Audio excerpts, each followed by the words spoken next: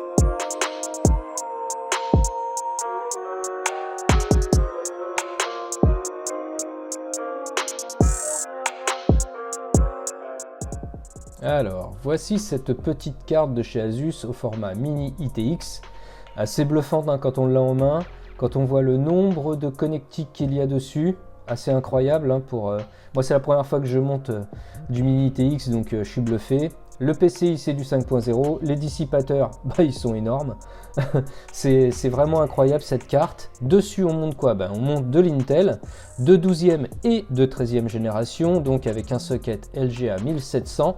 Là-dessus vous pouvez mettre du Pentium, du Core, du Gold, du Celeron, donc tout ce qui se fait à l'heure actuelle.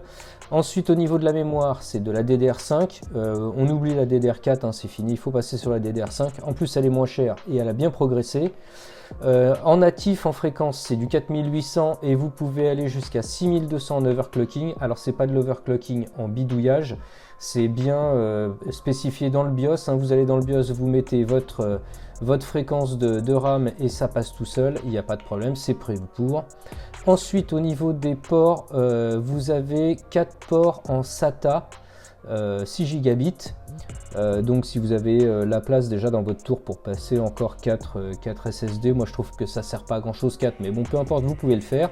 Et vous avez également 2 ports M2, un en façade avec un dissipateur et un sur l'arrière de la carte. Les deux sont en 4.0, en PCI 4.0 pardon.